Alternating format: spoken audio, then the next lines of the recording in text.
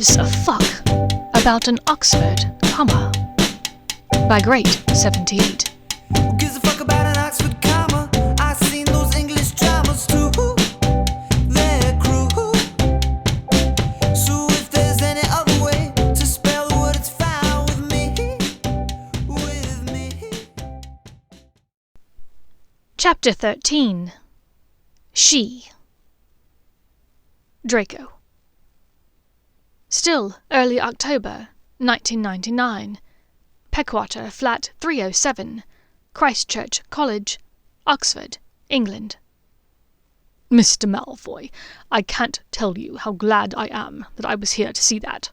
Now, if you're quite done making a spectacle of yourself, perhaps you have a moment to chat. Of course, it had been his luck to miss his apparition and pirouette into an ungainly heap on the sofa, causing his own mess to crumple in upon him, all in front of the Minister for Magic. From beneath the caved-in piles of clothing on the sofa in the minuscule flat of Peckwater Building, Draco heaved an audible sigh. Of course it was his luck that the Minister for Magic would choose to check in with him today, when his brain was otherwise engaged in whatever was going on with Granger, and his body was clothed in some sort of ridiculous Muggle carnival marquee. His hand came to his face, removing the pair of trousers that covered it. Apologies, Minister. I wasn't expecting you. The understatement of the hour, Malfoy. But speak quickly. We don't have much time until Miss Granger returns. It's been difficult enough finding a moment to speak with you alone. Draco frowned. Forgive me for asking, Minister, but how did you know that Granger wasn't here? And how did you know that I would be? Shacklebolt gave a long-suffering sigh, as though the reason was both entirely ordinary and beneath the concern of either of them. You are on probation with the Ministry of Magic, Malfoy. We make it our business to know where you are at all times, and what you are up to. One wrong spell, 1 foot of yours set outside the British Isles. Merlin, if you sneeze too loud, we shall know about it. I knew that sooner or later you would return to your flat. So when you and Miss Granger parted ways a short while ago, I apparated here.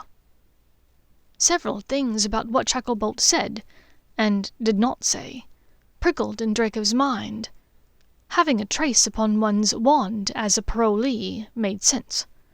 Even knowing if he left the United Kingdom would be within the Ministry's purview. But to know that he was back in his flat, and that Granger had not been with him. What business of theirs was this? Not to mention, it rankled Draco, knowing that because of Shacklebolt's status as Theo's godfather, the man had open access through their wards. He forced his breathing to calm down. I understand completely, sir. But Granger? I was unaware that she was under any sort of ministry probation. She's not. The minister bit out. I have other means of determining her whereabouts, but that is neither here nor there. Now please get on with it. How are things going between you and Miss Granger? Do you feel as though you're growing closer to her? Has she confided in you any plans she has for the future? Has she made contact with anyone out of the ordinary lately? Draco's brows lowered in annoyance at the line of questioning. To Shacklebolt he said only, No, she doesn't speak about her future with me. She's kept quite busy with classes, revision, and going to the gym. Other than a couple of muggles who share our classes, I don't think she's made a lot of friends. She hardly has time to get out and explore the town, much less make whatever nefarious plans for the future you think she's making. It was Shacklebolt's turn to grimace with his private thoughts. As I've explained before, Mr. Malfoy, we don't suspect Miss Granger of anything. We only wish to offer her whatever assistance we can possibly provide in steering her future. Draco met the older wizard's steady gaze. And if she has no interest in the direction in which you steer her? Shacklebolt gave an easy, slick smile. "Well, then, I suppose it will be your job to make her interested in it." Draco's look of incredulity could not be helped. "What does that even mean?" Shacklebolt spread his hands in a gesture of innocence. "There are many directions one can go with a law degree, both in the Muggle and the Wizarding world. Miss Granger may wish to find her path in the Muggle sector, and if she does want to stay in the Wizarding one, she might find a successful career in finance, education, even in the business realm. In a matter of a few years, once your probation is over, you may have the chance to return to Malfoy Limited. They typically keep a solicitor or two on retainer, am I right?" Draco sneered. "Minister, you know very well that Malfoy Limited has an entire department full of solicitors. Likewise, I imagine you know just as well as I do that Hermione Granger likely has no interest in becoming one of them." "Hermione Granger doesn't know what she's interested in, Malfoy. She doesn't know a lot of things. She knows a lot more than you're giving her credit for, Minister," Draco said, his temper flaring quickly. "But she doesn't know about any of the Minister for Magic's involvement in her future career choices, and I feel as though she should." Shacklebolt gave him a hard stare. "But she won't be finding out from you, will she, Mr. Malfoy?" Draco swallowed. "I don't feel right doing this, Shacklebolt. Granger has no guile, no deceit. She doesn't wish ill will for the Wizarding world. Why don't you want—" But then he broke off, hit with a sudden realization of exactly why Minister Shacklebolt wanted to steer Hermione Granger's future, and also why no one else at the Ministry likely knew about this plot. "You don't want her challenging you. That's it, isn't it? You weren't elected. You're only the interim minister, serving out the remainder of Scrimgeour's 7-year term. You're due for re-election in 2003. You want her as far away from the Ministry as possible, so that she doesn't have the experience to challenge you." Shacklebolt's expression was neutral, but the set of his jaw was granite. "Preposterous! You don't know what you're talking about. There is zero chance that Hermione Granger will be anywhere close to prepared enough to become Minister for Magic in 4 years' time." "All right," Draco agreed. "Then in 11 years' time. Although we both took History of Magic, Minister. Plenty of popular ministers were elected at young ages based on a wave of popularity. Hephaestus Gore, after his success with the Goblin Rebellions. Wilhelmina Tuft, after the Global Wizarding War. They both proved themselves capable in wartime, and then they became successful ministers. You want to add your name to that list, is that it? You want to keep Granger on the outside, looking in?" "Malfoy, you have no evidence of this. Frankly, I find your line of questioning distasteful," the minister protested. "And I find the fact that you've assigned a convicted criminal to follow a war hero around and report on her every move distasteful, Minister, but I don't especially care what qualms you have about any of it, Malfoy. Don't forget, your freedom is on the line here." Shacklebolt sneered. Draco smirked humorlessly. "How could I possibly forget, Minister? You've held the threat over my head each time we've met." The older wizard leaned forward and spoke so quietly that Draco had to remain quite still in order to hear him. "Then let me remind you that it isn't only your freedom that matters. You know, your mother's name appears on the deed to Malfoy Manor, right next to your father's. Not to mention, there were crimes committed on both sides of the last Wizarding War." Draco's blood chilled, even as his brow wrinkled. "What does that even mean?" Shacklebolt's face was an open expression of false dejection, even as he shook his head sadly.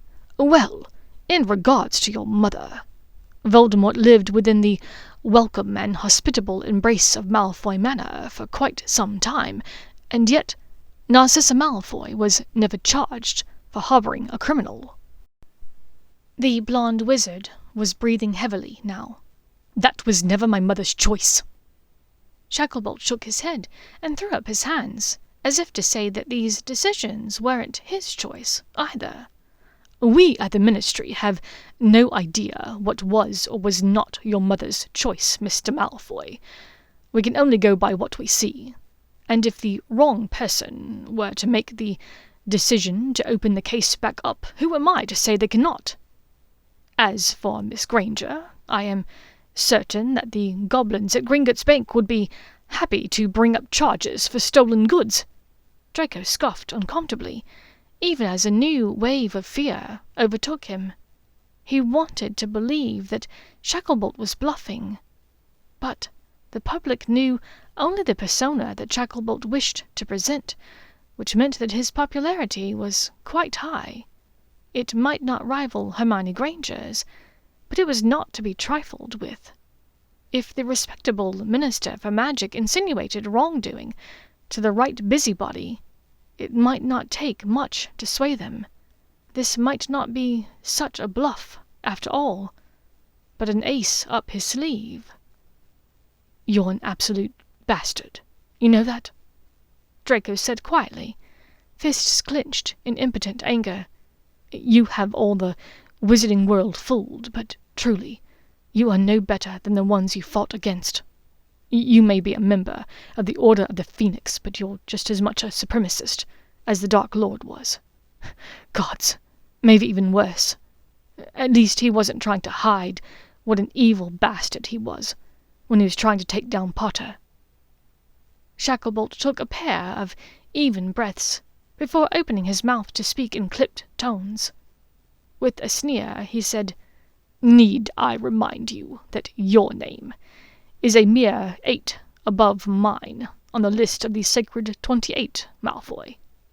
If I am to be painted with that brush, you might as well turn it on yourself as well."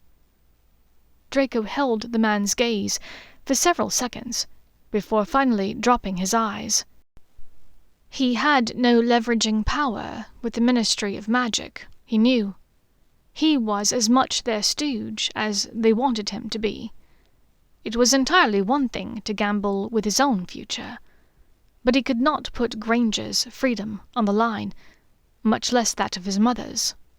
"No, you don't need to remind me, Shacklebolt.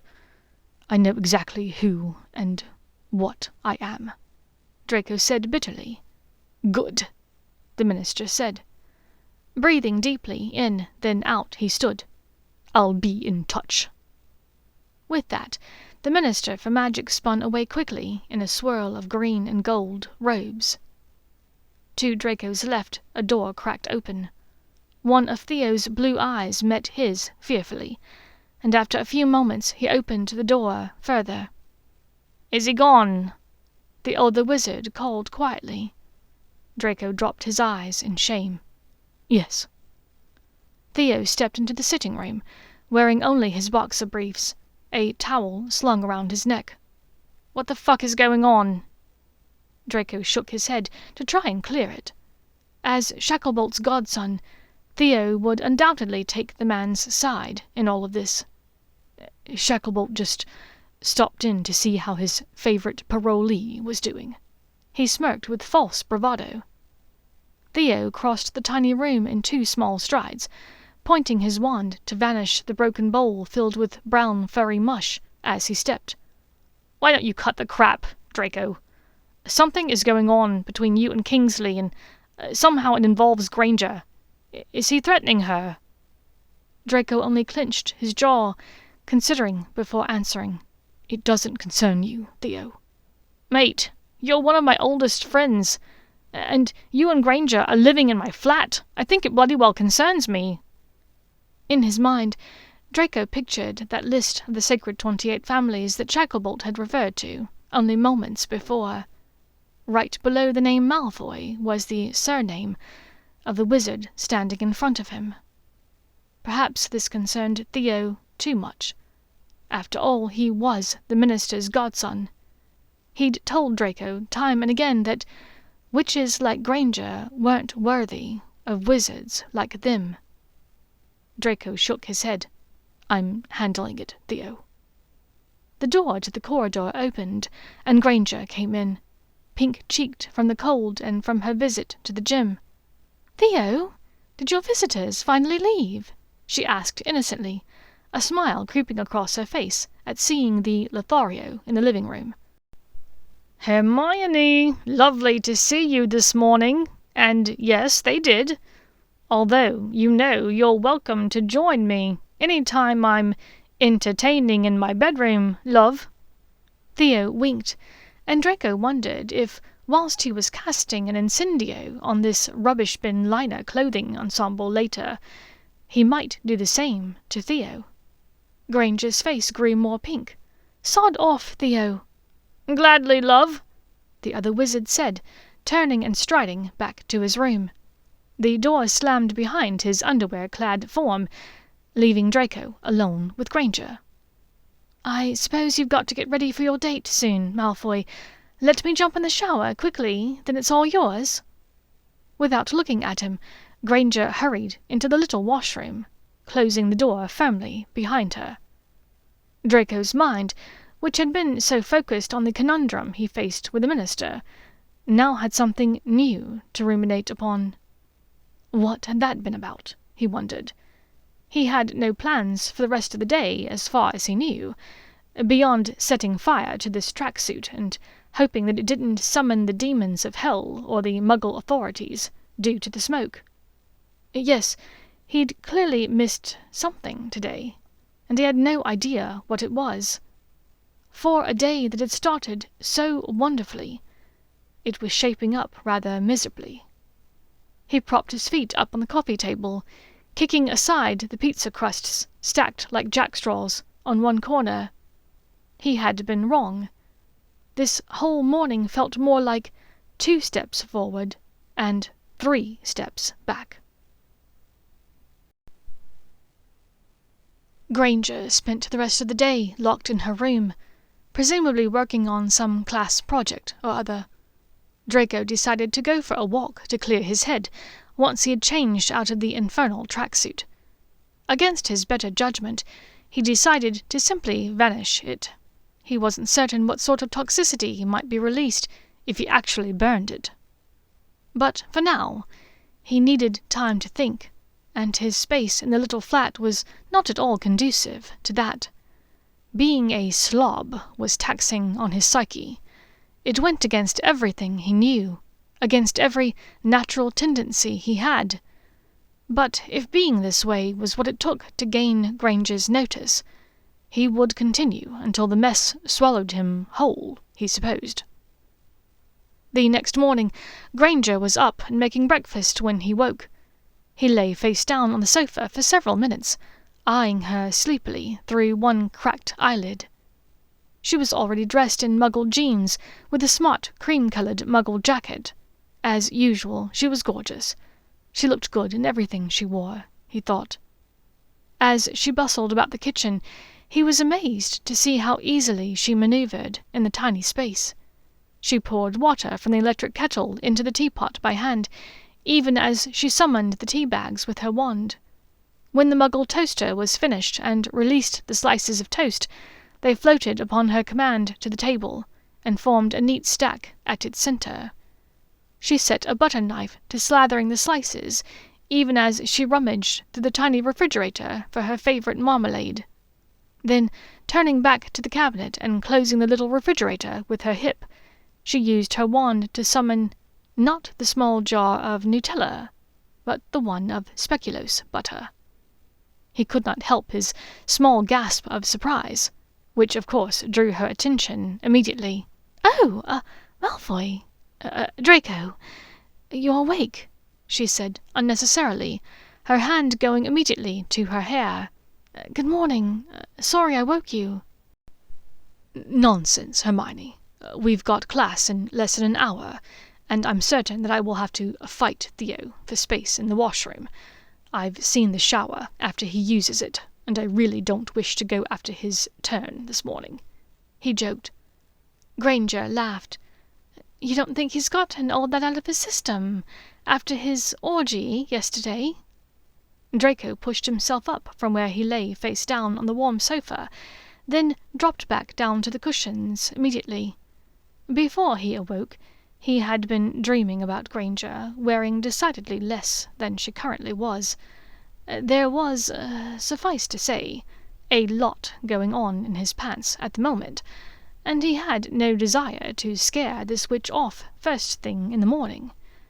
"Join me for breakfast?" she asked, her back to him as she dug in the tiny cabinet for 2 plates. He groaned slightly, casting a notice-me-not charm on his revealing pants and hoping it would be enough.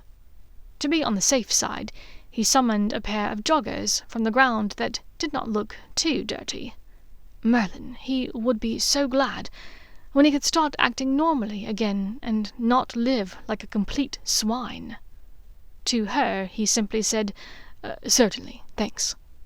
"I know it's not eclairs from Petit Pain, but it will have to do," she smiled. "About that, did anything happen at the cafe that I wasn't aware of? You seemed—" He almost said upset, but didn't wish to voice that.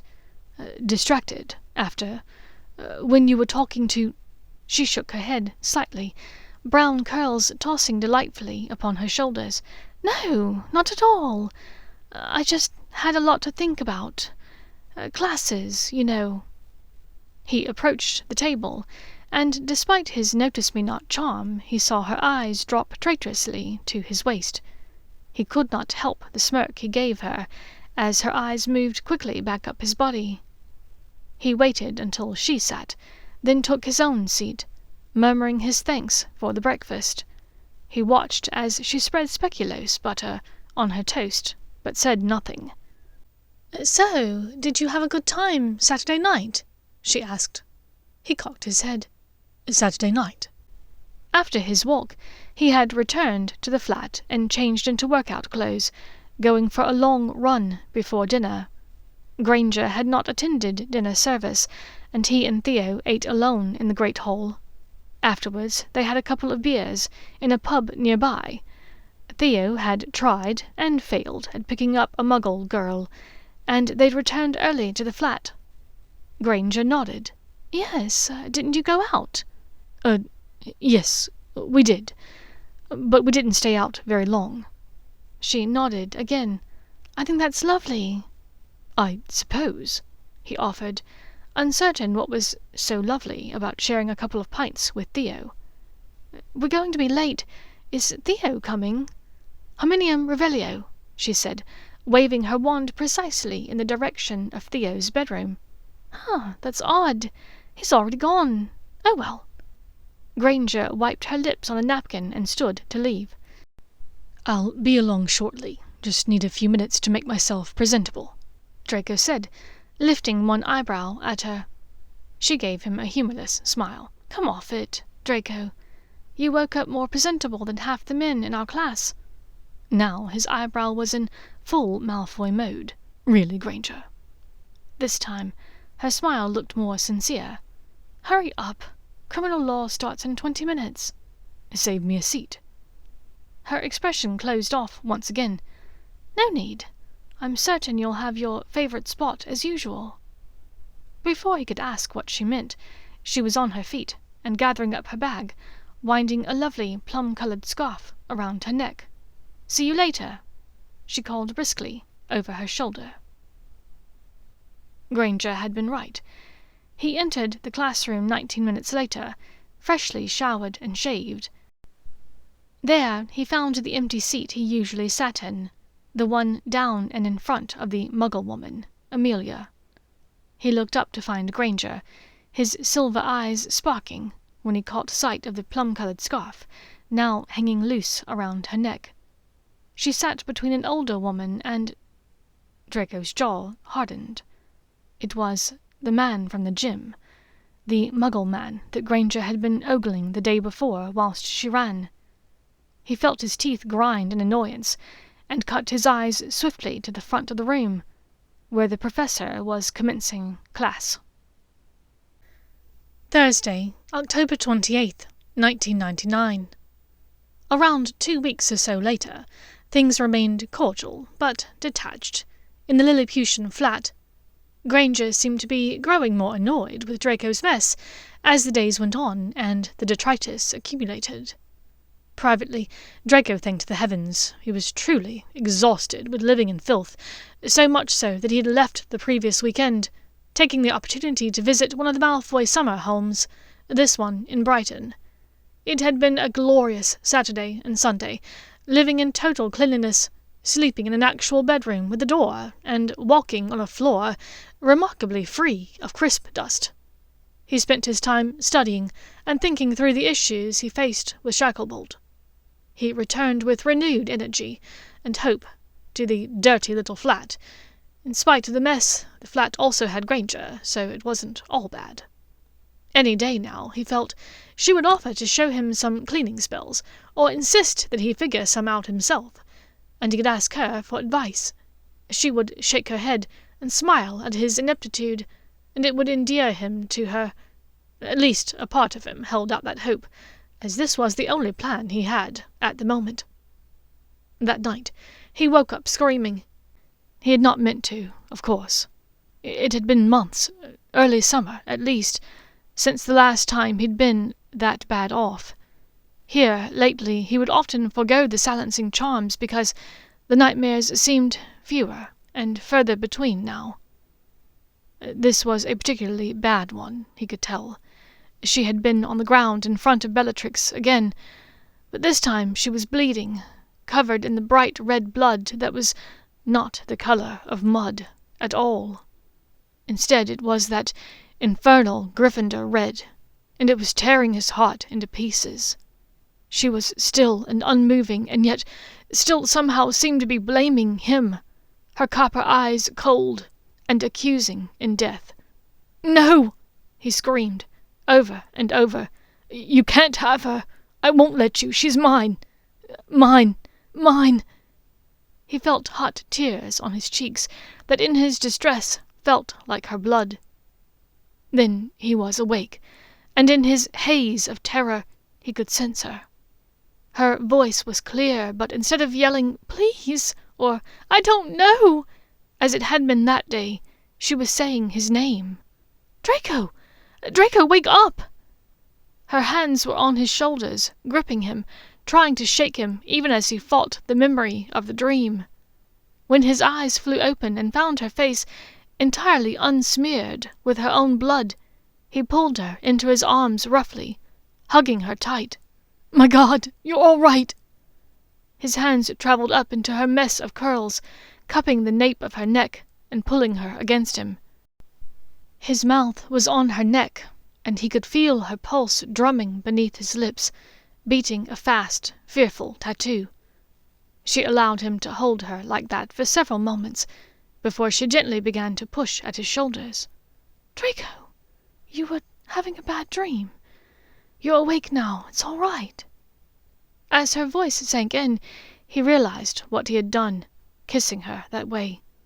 Reluctantly, he allowed her to push him away. In the haze of his nightmare, he had overstepped. He knew that, and he felt awful for it now.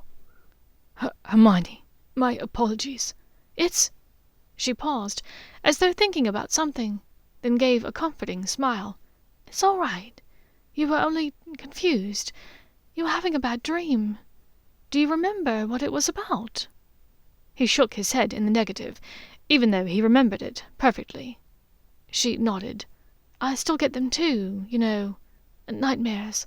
That's half the reason I'm always awake late at night. Some nights I can tell it's going to be a bad one, you know. I think that if I can just keep myself awake, it will exhaust my body so much that my brain shuts off properly." In spite of this despairing confession, Draco had to offer her a rueful smile. "Which, you can't tell me that powerful brain of yours ever turns off completely." Granger laughed, tipping her head forward. Some of her more ambitious curls touched his lips, and he breathed in the gardenia scent deeply, leaning in slightly. As she sat up, he moved back out of her space. "Well, if you're all right, I'm back to bed," she said, gingerly extricating herself from the sofa. A pile of clean clothing fell off as the cushion moved. "Godric's boots! I don't know how you can stand sleeping on your own laundry. If you'd like, perhaps we can extend the coat closet a little bit." He smiled up at her. The mess was getting to her more and more each day, he could tell. That was encouraging. "Sure, Hermione, that would be brilliant," he answered. "Smartest witch of our age and all that." She grimaced, rolling her eyes. "I don't know about all that. If our first examination grades back from Professor Ingvold in magical creature law are anything to go by." Draco smirked. "Let me guess, you broke the curve." She gave a false chuckle. "If by breaking the curve you mean barely touching the curve, I got a 55. "What? There's no sodding way, Granger," Draco said, louder than he'd intended. "Shh, you'll wake Theo," Granger admonished. He continued as though she'd said nothing. "You were far more prepared for that exam than I was, Granger. Hermione. And I got an 89. She looked confused. "Really? May I see your examination paper?" He stood and crossed to his rucksack, removing the folder that he used for creature law. The examination answer sheet was on top. He stepped to the doorway of her bedroom, where she was digging through her own rucksack, and offered his answer sheet to her. She moved to the bed, the only place in the room to sit, and flicked her wand at the overhead light to turn it on. Without a word, she looked up at him in the doorway, then at the space next to her on the bed, a silent invitation. With widened eyes, he crossed to sit next to her on the bed with no objection. Holding the papers side by side, it was clear that Draco's examination was nearly unblemished, whilst Granger's was a sea of red markups. "Yes, look. We both wrote reasoned answers here for number 4, concerning the Demigeist Protection Act of 1799. It's marked correct on your exam, but mine is marked as incorrect." Draco frowned, squinting to look closer. "No, Hermione, you've written 1699, not 1799. "You need your eyes checked. That's clearly a 7, she answered, almost angrily. He tried for a calming smile. "Hermione, I don't know what to tell you, but that's a 6. She looked closer, shaking her head in bewilderment. "I can clearly see a 7. He frowned, inspecting it closer himself. As he stared, he noticed a slight shimmer on the page between the handwriting of the numbers 1 and 9. He reached for her nightstand for her wand, tapping her examination paper. "Finite incantatem," he said. All over the page, small changes appeared, and upon closer inspection he was able to see several items that had been marked as wrong were, in actuality, correct. He sucked in a breath in surprise. "Did it change for you as well?" "Did what change?" Granger looked taken aback. She looked down at the page again. "It looks exactly the same as it did before. Did it change for you?" "Yes," he breathed. "What?" she asked faintly. "How did that happen?" Draco shook his head, as confused as she was. He had seen the incorrect answers, but she had not been able to. Who had changed them, and why? What sort of rare magic allowed him to see the differences, but not her? "Hermione, I don't know," he offered. "Was this some sort of joke? Did you—" But she looked into his eyes and clocked the sincerity and confusion there. "No. Would Theo have done this?" Still perplexed, Draco shook his head. "I don't think so, Granger. He's got no reason to want you to fail. Neither of us do." Yet, even as he said this, and she formulated her next question, Draco's mind shifted to someone who did want her to fail. "Who could have done this?" she asked. He blew out a deep breath, pulled in 2 different directions. On the one hand, he had a very good idea of who could have done it, and he did not want to be part of this awful secret. But on the other hand, his overly stimulated imagination could easily picture her or his mother in that shackled chair on the floor of the Wizengamot. He could practically see Granger's frail body lying not on the drawing-room floor of his manor, but on the cold stone floor in a cell in Azkaban. It seemed such an impossibility. But the minister had the might of the ministry and the goodwill of popular opinion behind him. It wasn't so very long ago that another wizard had taken over the ministry and had imprisoned people for far less than what either Granger or Narcissa had done. Was it so mental to think that it might happen again? By now, Granger was digging through her rucksack for more papers, and had summoned his bag from the sitting room. "Show me your other exams, if you don't mind. The ones from artifacts and ownership, and from secrecy and privacy, and from tort law." Dutifully, Draco summoned the answer sheets, even as he registered shock at seeing the markups of her artifacts and secrecy examination papers. Both of them appeared to have more red ink than black on them, and each were graded far lower than he would have expected of her. "I don't understand. Our answers are the same for several of these. You were marked correct, but mine were not," she exclaimed. He held up her examination paper from tort law, the only one of the 4 from a Muggle class. Here, Draco had missed 2 questions, whilst Hermione's was a perfect score. Apparently, whoever was altering Granger's examinations did not care about her Muggle grades, only her magical ones. Tears were forming in the corners of the witch's eyes, and Draco fought against his instinctual desire to pull her into his lap and hold her close. Instead, he placed a comforting hand upon her arm. To his surprise, she leaned into him, burying her face against his chest as she cried. His heart vacillated between breaking for her and wanting to break things for her. "Hermione, I'm not sure what's going on, but we will get to the bottom of this.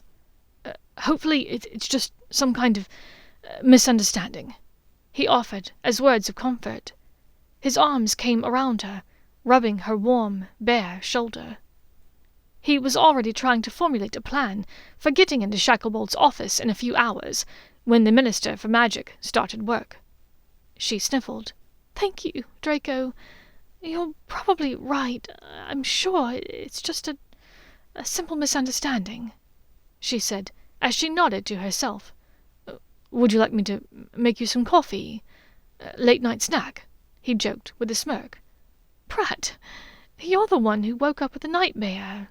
I should be offering that to you," she said, sitting up and smiling as she wiped away the last of her tears.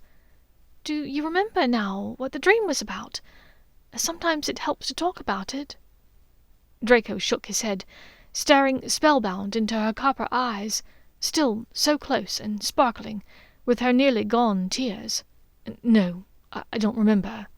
But talking to you did help. And I promise I will do what I can to figure out what's going on with your examination grades as well." Granger gave him his favourite smile again, the small, shy one she reserved just for him. Just as it had done in the holding cell at the Ministry over a year ago, it warmed the farthest reaches of his heart, and he could not help but think that perhaps all of this mess with Shacklebolt could be easily resolved. Her smile did that to him, he thought. It made him think that anything was possible, that everything would work out. Which was silly, he knew. If there was one constant in Draco Malfoy's life, it was that very few things actually worked out for the best. But if any person could will reality to bend to their desires, it was Hermione Granger. After all, she had moulded his heart around her, and when it came to protecting her, He could do the bending and the breaking, if he needed to.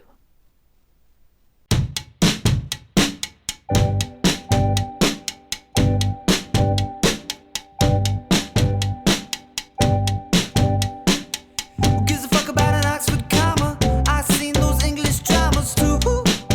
They're cruel.